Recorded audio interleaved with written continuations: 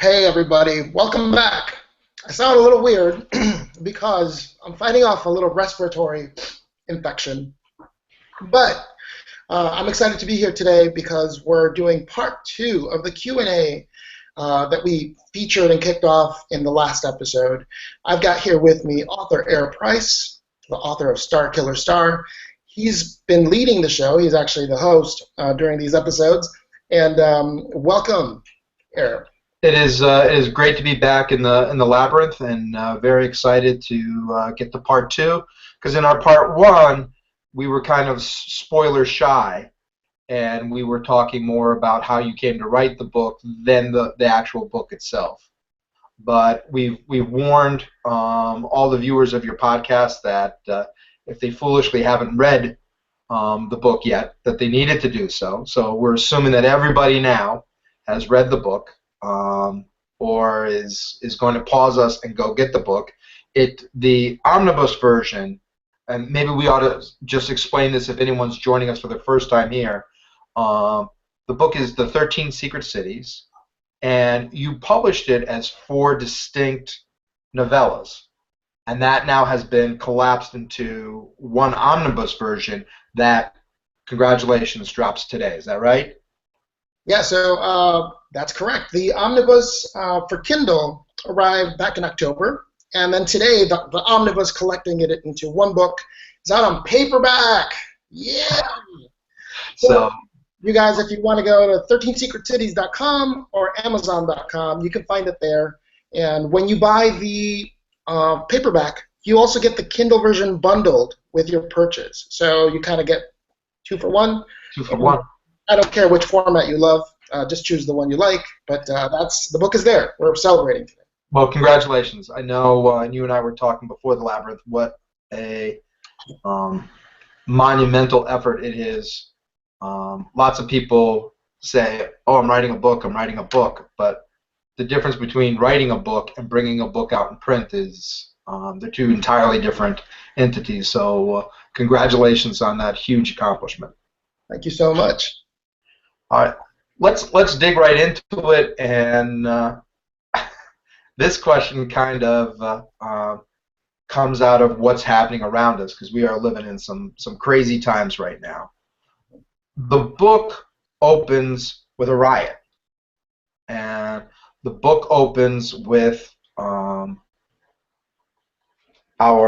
Clara, our main character, our heroine, involved with a political group called OLF.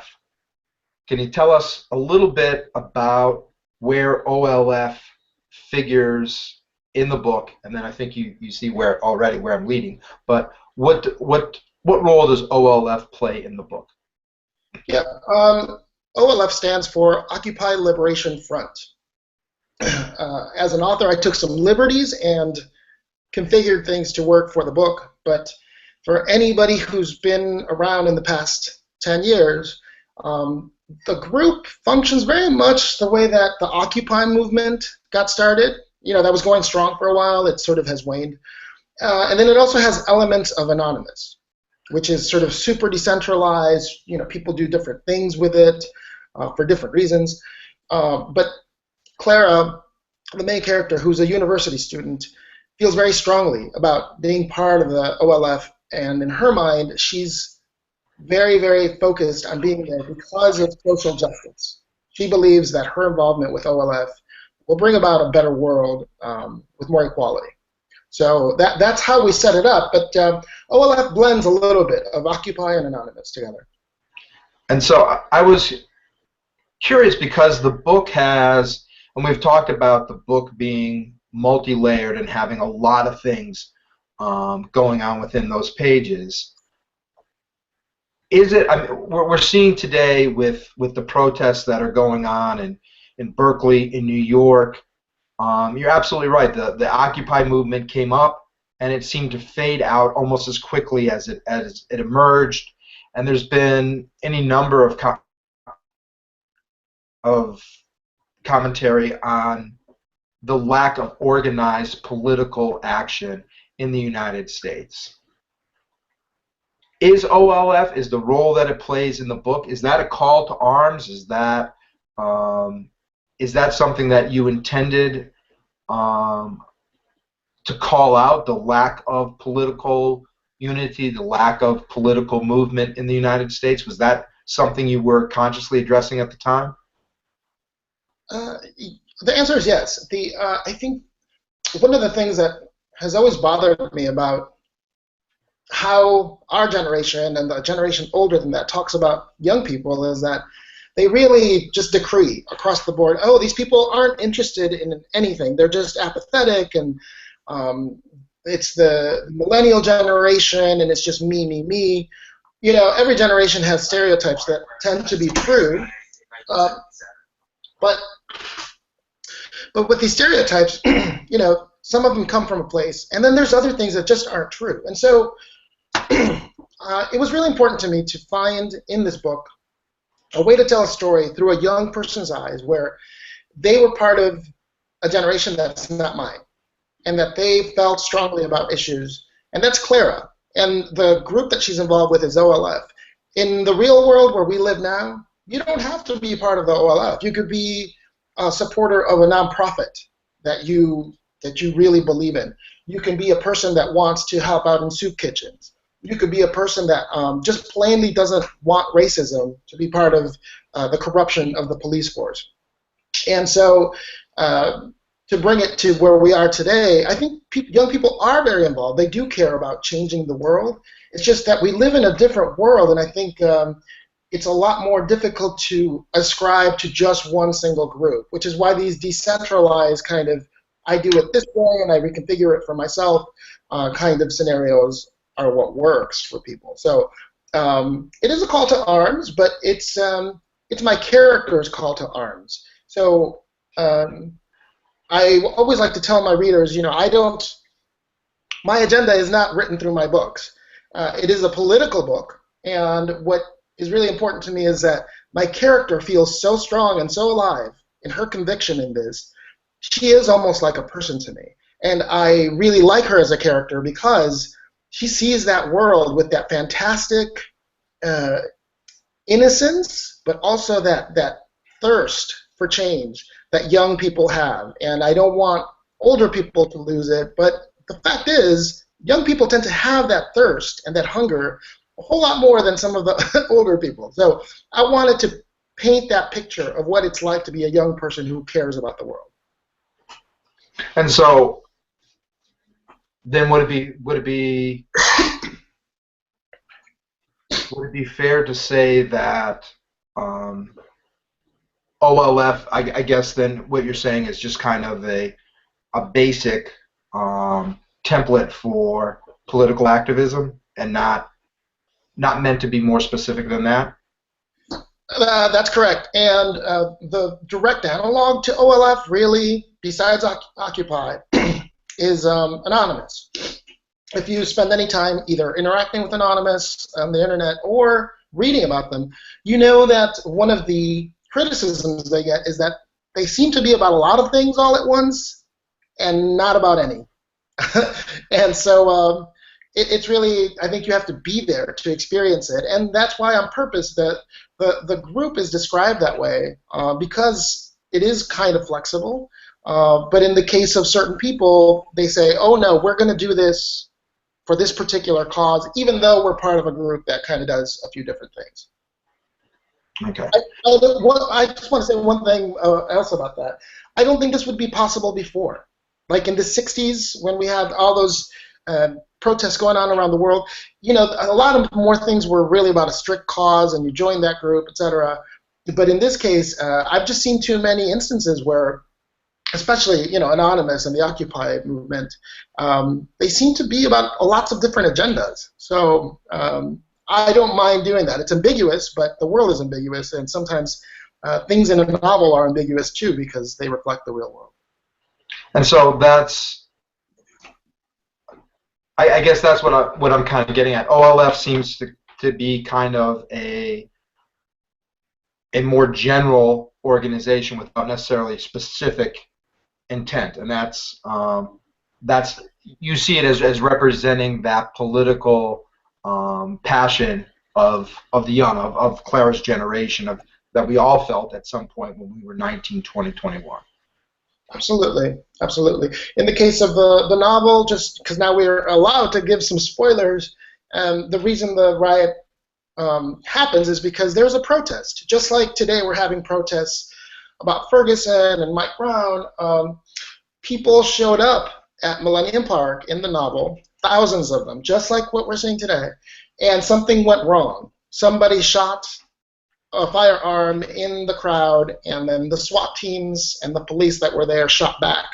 And lots of people get killed. But the reason they were marching that day in the novel is because there were fires in the south side of Chicago where lots of people died, and it was in an African-American neighborhood, Englewood. And those people that died, could have received better care.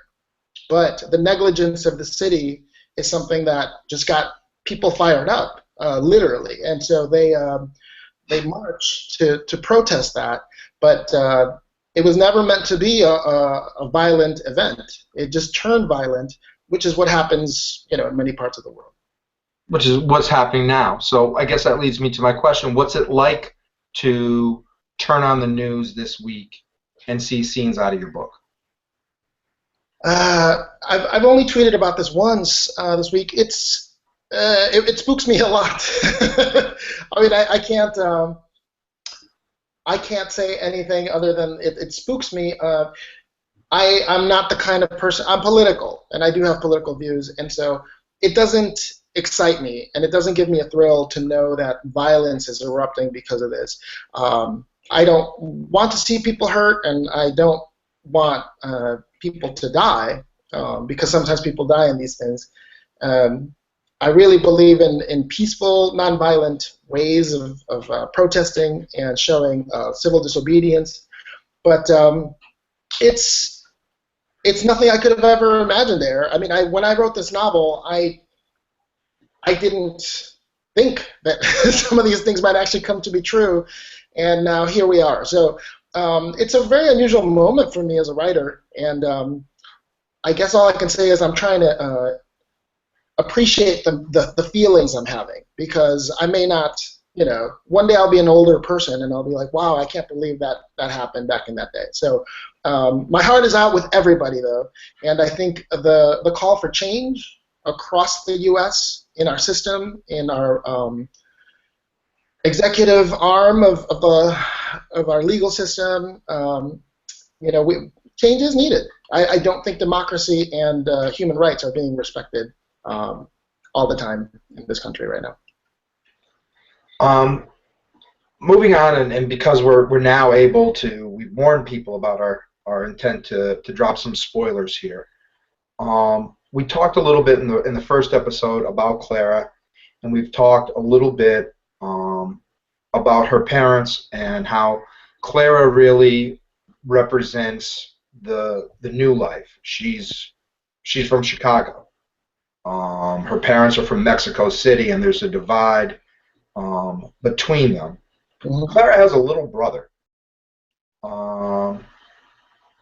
And it's funny, and I'm curious about this because I have people react to my own characters in ways that I never intended it to.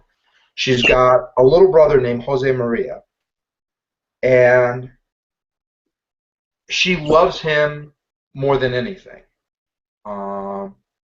He's the one thing I think that her heart is anchored to.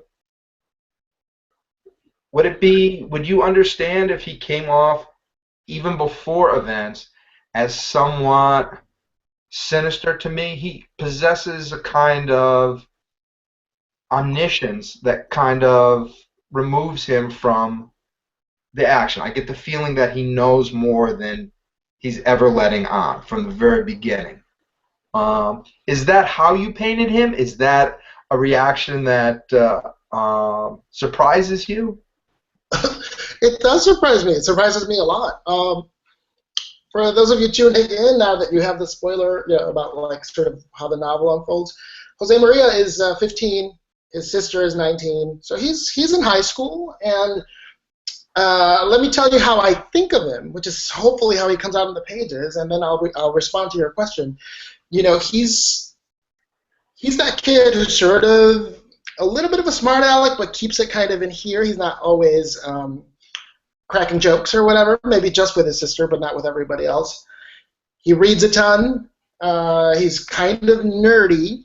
He likes video games, and he gets really deep into sort of these levels of mythology, and he knows the Aztec, the Maya myths really, really well.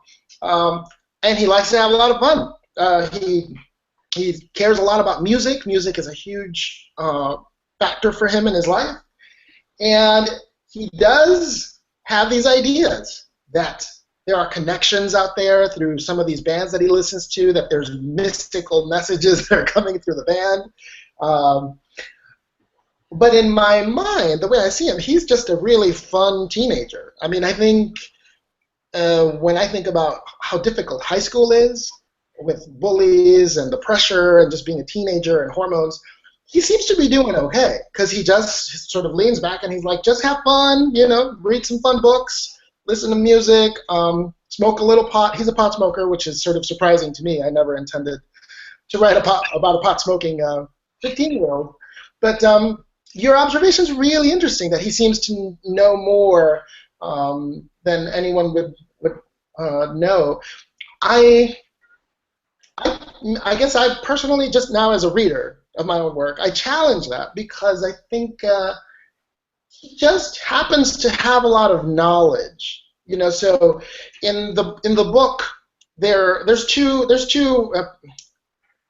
planes. One is the stories we heard about the gods, the Aztec gods, like where do they live, what are their names, what do they look like, and then there's the actual reality of what the characters experience them to be. And they're not congruous. Like they don't they don't always match. And so Jose Maria starts from the side of the myths. What have we heard about them? What are their old names? What did people believe about them in the centuries before us? And so that's his strength. He really can tell you all of this stuff. But as we experience the novels, there's some other differences out here of like what they're actually really like. And so I think it's just him being a nerd. but if people find him to be a little more part of the story, a little bit more sinister, or like he knows more than we let on, I didn't foresee that. So I didn't intend to write it that way, but that's okay because the experience you have with the novel might be different, and I'm totally okay with that. Yeah, and I mean, if I can clarify, I don't mean sinister necessarily in an evil way, but it's almost like he understands what Clara needs to discover. And I think that gave me an impression of him like he was kind of, in a way, removed. He obviously returns Clara's affections, but in a way I found him removed. He's that, to me, I found him very much that that kind of Stephen King character of the little kid that knows more than he should, and a certain creepiness about that. He's a very distinct character. He's a very well written character, and obviously he makes an impression. But yeah, I was wondering whether you saw him, and I can tell from your reaction that he's beloved to you, and so there was nothing sinister to him. But there were times when I was reading, I was like, "Whoa, what's up with this kid?" I think you know what I would say about that. I think this is a really great conversation. I think to me he seems wise beyond his years. When I meet sometimes people who are my age, like they're entering their 40s or whatever, where the world of adults is a difficult world. It changes you. Everything changes you. And so for him as a young person to be the way that he is in that phase of the novel, like in the scope of the novel, I think he's pretty cool because he just seems to be wise beyond his years. And that connection with his sister, that's where I think there's that contrast because he does seem to know a little bit more about like what's going to happen, what's important, and that I cannot explain. I think he does have maybe some abilities there, but in the writing of it, I really meant for him to just come across as like hey, this kid's in school, he's pretty nerdy, and he has a certain kind of attitude that makes him mesh very well with the sister. Now, he leads his sister. I guess he leads her. They get into trouble in that he takes her to a rock concert Yes. with the band Rhinoceros, Uh-huh.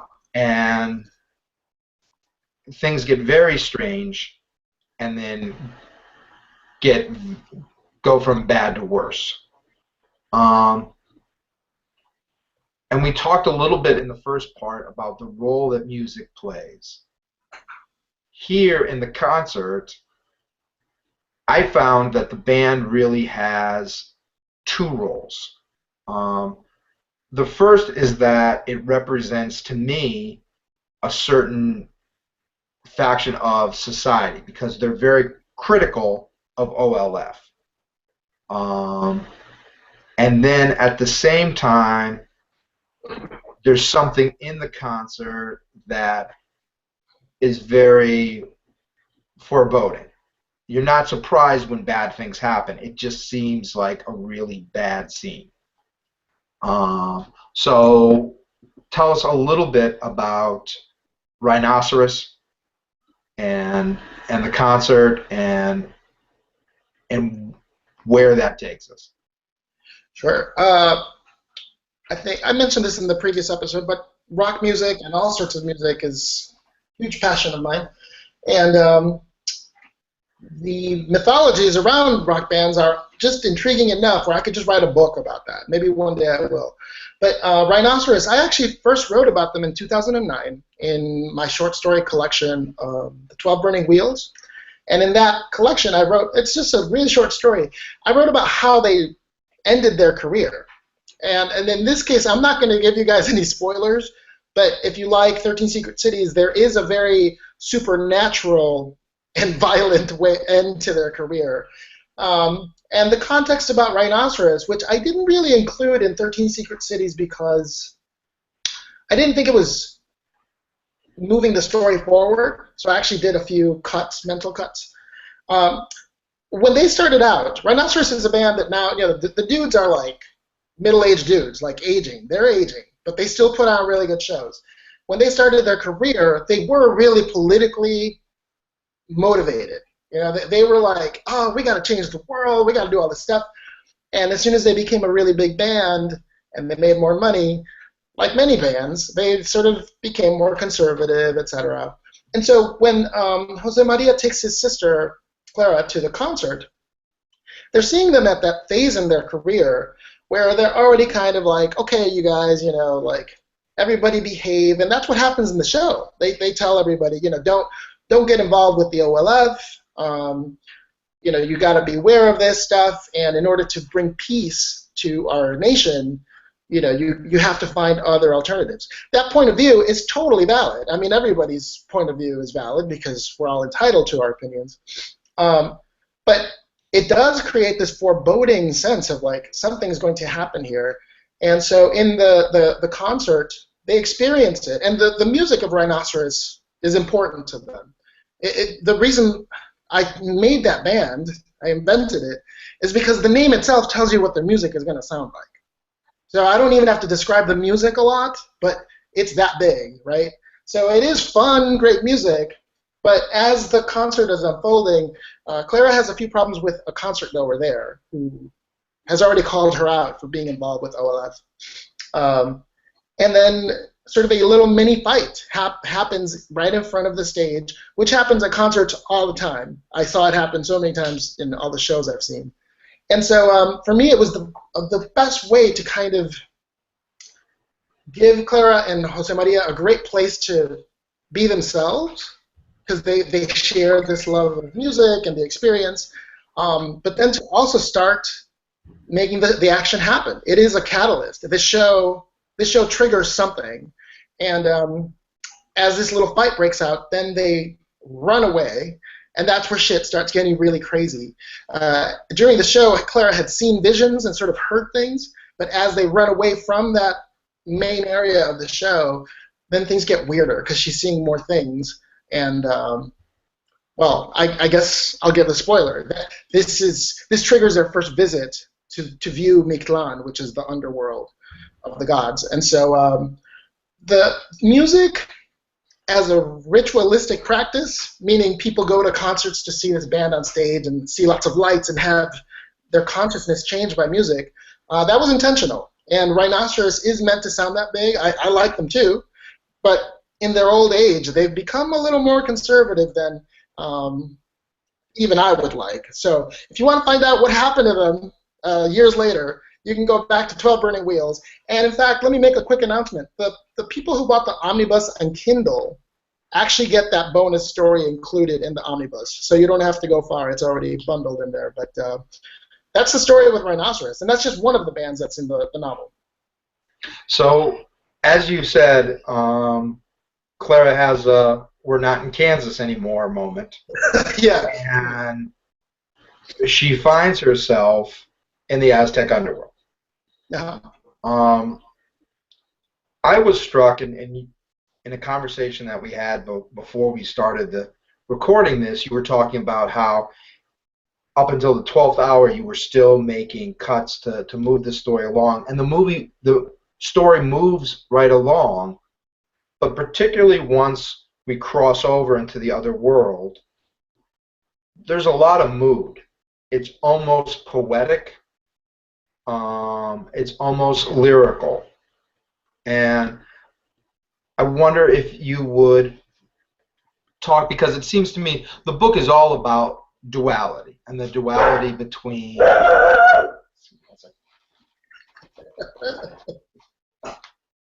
dog break.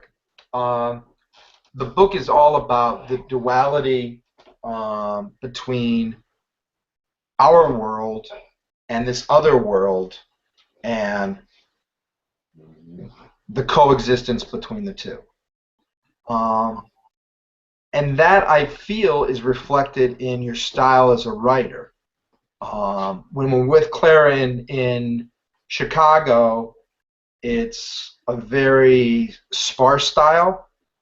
Once we cross over, it becomes very poetic. There's a lot devoted to creating this mood. And I wonder if you could talk a little bit about creating that duality in your writing. Oh, this is like the million-dollar question, and I'm really happy to answer this because you've asked it. It is a running thread throughout the whole novel. You've hit on it. It is about duality, and this isn't just my own taste. Because I've had such a passion for Aztec Maya mythology since I was a boy, one of the things you learn about those myths and that culture, the culture of the Aztecs and the way that they worshipped some of these deities, is that everything has a duality. So the duality is a huge part of what it means to be Mexican or mestizo. So even the word mestizo means it's a duality of like the colonizing Spaniards that came and then the Indians that were in the American continent. And it's a theme that I continue to explore in many other parts of my writing to this day. So in terms of a style, I was never that deliberate in sort of creating two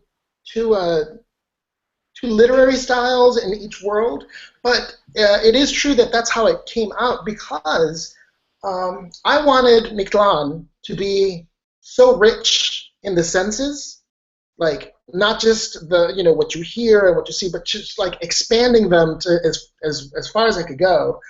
The words needed to do that. The way that I described sound, taste, smell, it needed to take me there. And that's because some of my biggest heroes in terms of fantasy writing are Cervantes for Don Quixote, but then some of the classics, right? C.S. Lewis and Tolkien. And their worlds are super rich in lots of detail and, what many of us can sort of imagine, Middle Earth, etc. In the case of Mictlan, it is just as expansive as Middle Earth. It's actually bigger. It's technically bigger than all those worlds, right? But the reader has to imagine the vastness of it and the richness of it, even though it lives in the dark. It's a world that also is completely black. Um, the words needed to help me make that happen. And if you look at some of the myths about Mictlan, like the actual, the few things that we have collected from the centuries about how the Aztecs used to use the concept of Mictlan in their poetry, there's actual lines that talk about how it is a place where the flowers sing. That's not something that I just made up. That is in the mythology, and so it's a place where music, the music of the cosmos, is really important. And as you can tell, it's not.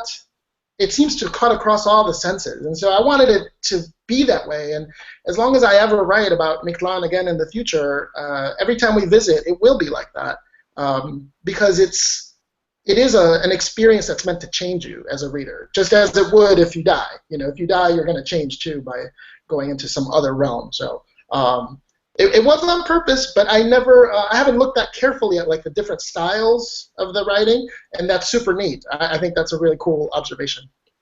We once we get into this underworld, it's funny because as a reader, I have found that there are always a dozen lines in a book that really define it.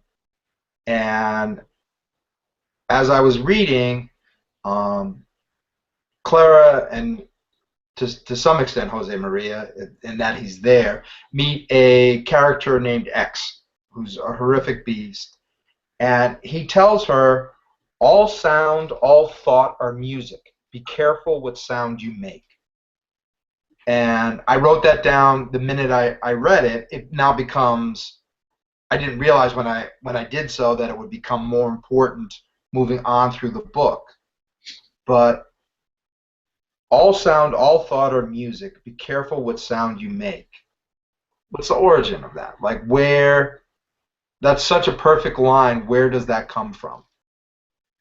Well, that line just really comes from in here, but it comes from many ideas that I have just about what it would be really like to visit or to experience beings from another place. If they're a little bit more advanced than us, you can call them whatever you want to call them. Like some people like extraterrestrials, some people like supernatural creatures, but if you were to talk to them, you might sort of think to yourself, like, what have they learned?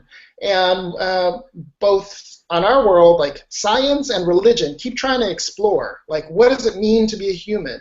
And there's a lot of notions about it, but some people believe that being human isn't just flesh and bone and that we're not just like a machine full of like systems.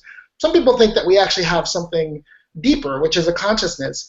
And a lot of what the Buddhists believe is that consciousness is sort of constructed out of these thoughts, and that they're powerful. Thoughts are so powerful that they make some people ill. Like you can trigger like autoimmune disease with really strong thoughts. I'm fascinated by that. I don't have any answers on that. I don't have any real like insights. But what a character like X, which eventually reveals to be it's revealed to be Xolo'u, that to me is a way of sort of like exploring that and being able to see, like ask a question, like, can you tell me what it's like to have a deeper knowledge of the universe? Because he does have it, and I like how he says that. I like how he says, you've got to be careful because even what you think is creating a certain kind of reality. And I found it curious that, not curious, I found it striking that this comment comes so close in the book to the lead singer of Rhinoceros when he's addressing the crowd about being careful. And it seemed to me, again, that there was a duality of everybody sings, but be careful of where that energy is focused. Is that, am I drawing too much out of it, or is that? You're right on. You're right on. There's even I guess for these episodes I have to be careful with the spoilers because there's another creature that shows up later, but it's a very powerful creature, and it actually is sort of what we might think of as an evil creature, and even that part of the novel, like the thoughts you have about it, can make the creature maybe stronger or not. And so you're dead on. Like throughout every part of the book, what people are generating out from themselves, like it has a manifestation. When we go into Mictlan, it's totally dark, and for the super nerds and the people who like this stuff in science fiction books, um, each being inside Mictlan can sort of generate like a radar signal, and that's how they can see. And in the book, I describe them sort of as cones. You know, it's sort of like you can see up in front of you. That to me comes right back to what you're saying. Like these are generated from somewhere within. So each of us has the power to do this, and all the way down to the mayor in Chicago. You know, even he's generating certain kinds of energy and making things happen for himself. Because I think our words are powerful, you know, our actions are powerful, but the thoughts also are part of what make everything happen. And I was struck because there is this duality between the two worlds, and there is this presumption on our part to think that this underworld and the beings in it are evil. But the book kind of forces you to take another look at that and question which of these two realities is the more horrific.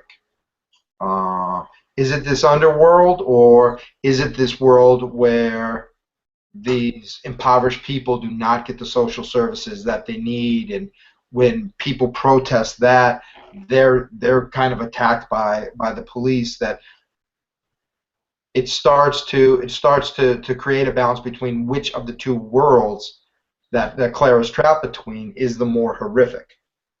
And I was wondering what your take on that is. Well, that was super important to me because to illustrate, because when it comes to the concept of death, but then also in many books and mythologies, what it means to go to the underworld. Let's go all the way back to Dante. You know, he sort of tweaked a few things, just like I did, to make a good story come out. You think about that journey to the underworld, and it's really horrific, and it actually only gets basically more horrific the further down he goes. There's redemption, of course, etc. But it was important to me to sort of turn things on their head down in Mictlan, and that's because in my brain, you know, I think I don't know what happens when people die. I actually don't really know. I'm not a scientist, and I'm not a sort of mystic or whatever, but it does seem that maybe something more peaceful happens, right? Even if you just don't move on, like it seems like it would be peaceful. So it's important to depict Mictlan as peaceful, but also so foreign and so alien to us that it would seem scary, right? Because you just don't have a reference point to what that is. So there's no light, and yet there's all these creatures and things that live down there. And if you really read carefully through it, Mictlan functions in a very peaceful way. The nature and what happens between the creatures there is really important. But the way that we experience them as a character, like a human going in there, is the most frightening thing that could ever happen, probably. So for me, it was fun to do that, but it was also because I like when science fiction and fantasy books do that too. They challenge you to look at the monster and say, is this really a monster, or is there a scarier monster that has a nicer face in the other room? And your question is exactly that. Is the reality of Chicago and our real world, is that worse than the world of the dead? That's the question inside the book. And I think it's up to the reader to sort of surmise that.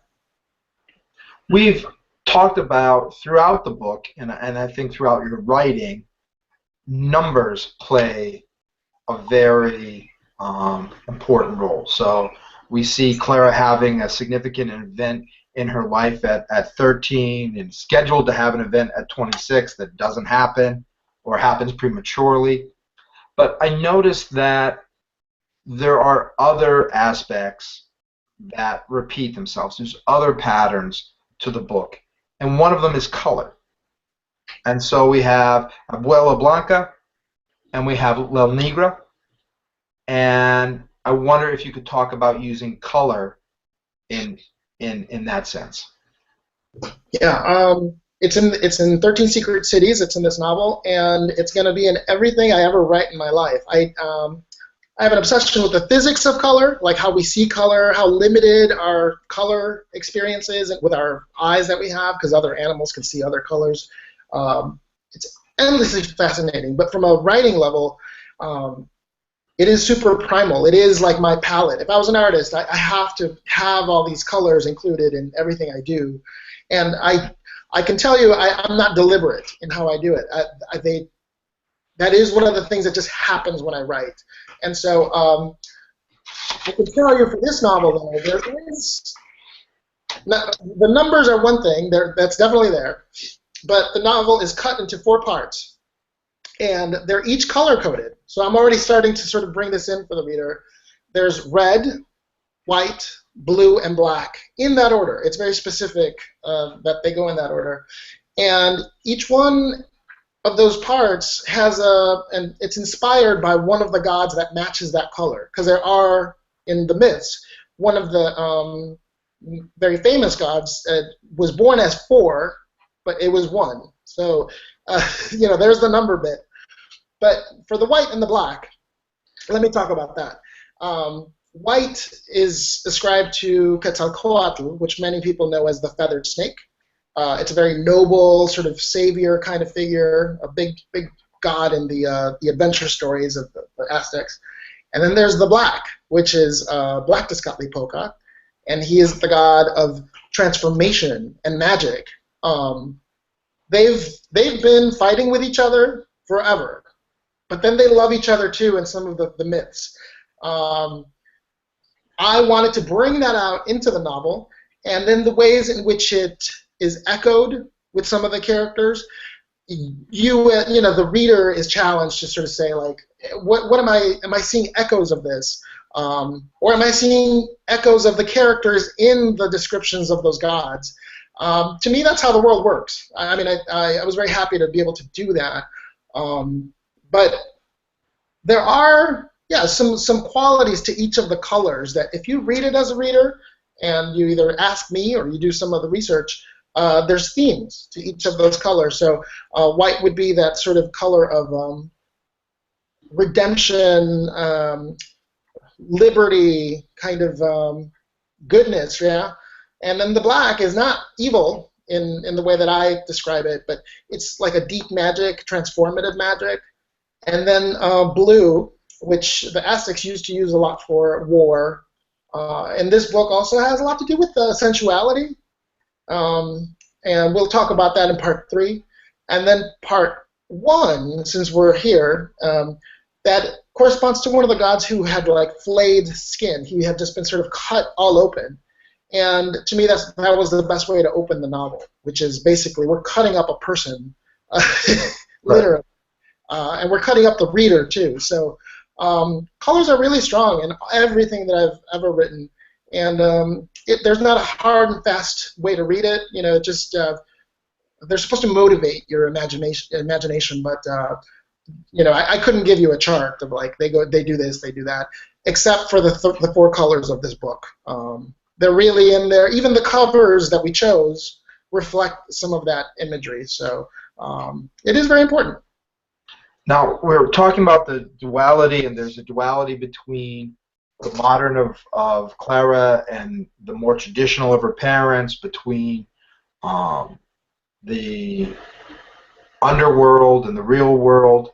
There's also a duality going on here between Christianity and Aztec gods. And at one point, a character says of this old woman after she dies, she forgot everything but the Jesus, which I thought was a great line. And so there is that struggle in the book, and I think I'd say within some of the people of Mexico itself, that conflict and uneasy marriage between Christianity and, let's say, older, but different, more native beliefs. Yep. And so how do you see that as influencing the book? Um, well, it influences all of it. It's really there. And for Clara's experience, she's a young person. She's got some beliefs, but she's sort of open-minded because she's at that point in her life. I mean, we're usually all in that point, but um, she's got parents that have a mixture of these traditions. Her mom seems to be a little bit more into the Catholic religion than the rest of the other family, but that dichotomy is always there, and it's something that you see all around the world. There's centuries of history of that where the Catholic Church colonized all these places, and what they used to call paganism, they either eradicated or little bits remained. And that's, some of what we see in Mexico with a lot of traditions. You see it in Ireland, too, with, like, the celebration of Halloween. That's something that was... Merry Christmas, right? Yeah, yeah, like Merry Christmas. It's a seasonal thing. Yeah, absolutely. And, as an author, it is not my place to sort of say, like, I think you should believe this, I think you should believe that. My job is to tell a story that gets people thinking and, seeing multiple angles and different attitudes and experiences is what I look for in a novel. And so in writing it, I wanted to see what would happen if this young woman literally has to sort of think about the two different sides of, like, the religion in her family. Like, there's Catholicism, and then there's these other practices that don't seem that useful to her at all, and they don't seem very tangible. And so I think that's something a lot of people go through all the time in the world, and it was really interesting to be able to do that. But as far as, do a lot of Mexicans, sort of worship these ancient gods? That's not really the case anymore. Catholicism has been such a strong force in Mexico. Pretty much everyone's been converted, and anybody who isn't Catholic nowadays, is moving on to usually some other offshoots of Catholicism or Christianity. But there's little traces, and so I augmented the little traces a little bit for the sake of telling a good story. Right. And it's, as you said, in any culture, it's just below the surface. So, in the same way that you can look at the Christmas holiday that's coming up and see its pagan traditions. You can look at the Day of the Dead and see its pagan traditions. You've got Easter. Instances where there are individuals in Mexico that have created a deity in Santa Muerte, and so it's always in almost every culture. It's just below the surface. These old, the more traditional, ancient beliefs die hard, and I think that's one of the things that comes out in the book, is that these beliefs may have faded in time, but they're not in any way gone. And I think one of the things that's interesting about beliefs from all parts of the world and older traditions and older religions is that I still think there's something that they teach us there. There's, like, some archetypes about how these gods behave and what they're supposed to be like that, again, they seem a little foreign to us, but there's information and knowledge to be gleaned from that. That's why Greek myths have been so popular for such a long time. Those gods are really not like the God from the Old Testament or the New Testament. They're their own thing. And it's the same with the Maya and the Aztec. They've got their own stories.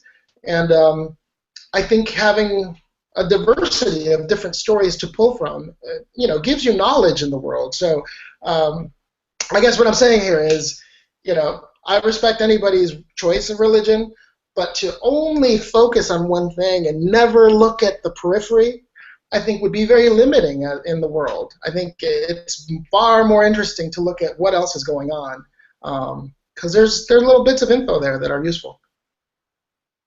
I got one final question for you, and we'll wrap up part two. In part two, Clara identifies a book, and she says, that book saved me. Books that have saved you. What books do you look back on and say, "Wow, that book saved me"? Oh, I can name them. Yeah, there's definitely been a few. Um, right off the top of my head, it comes right to the top. Imagica by Clive Barker. I read that when I was 15, yeah, about 15 or 16, and I was probably maybe a little too young for all the concepts that were in there, but it was a book that saved me in the sense that just like this one, it actually opened up ideas about the cosmos and different gods, and the Jesus, even as a figure, is in that book. But more importantly, I was in high school. I was closeted. I didn't come out for a few years until after college, and so what you experienced as a teenager is rough. Especially if you're unsure about your sexuality. And that novel, I really feel like it opened up things to me that I didn't even know it was doing until years later, because it had interesting things to say about gender and the world and imagination, and the universe that it built was just as big and as expansive as something like Mictlan. So it's no surprise that Clive Barker is one of my heroes for writing novels like that one. Some of the other ones are different, but Imagica is a very unique thing that he wrote, and that was very influential. Other books that saved me would be probably The Arabian Nights. That's another one for sure. 100 Years of Solitude, for sure. I mean, I could just give you a list, but in answering your question to the point, one of the first that came up to my mind was Imagica, because I needed that book at that moment. And as a teenager, even being in the closet, I didn't have nihilistic thoughts of like I've got to end my life or anything like that. But a lot of teenagers do, and I don't know what it takes to get to the point like that. But in my case, books did save me. I mean, really, like books literally saved me. It was a different range of books. There's a whole other list. Maybe we could do an episode one day in the future for that, but that was one of them. All right. Well, I will leave you and the audience with best wishes for a holiday and a new year. I guess we will pick up with part 3 in 2015. And most important thing is that they get to Amazon or 13secretcities.com and pick up the omnibus version today. Makes a great Christmas present. For friends and family, always a pleasure to be here in the Labyrinth. And I wish you nothing but success and good fortune the coming year, my friend. Eyre, you're the best, and thank you for doing this series. Like you said, we'll do parts 3 and 4 in 2015. And if any people have any questions, you guys, don't forget you can find Eyre on Facebook.com. That's where he responds to readers. And don't forget he's also in the Amazon store, so go get Star Killer Star and the rest of his works. Thank you so much. I send a big hug for the holidays, and I'll see you in the new year, Eyre. Sounds great. Have a happy one and a happy new year, and we will see you in 2015.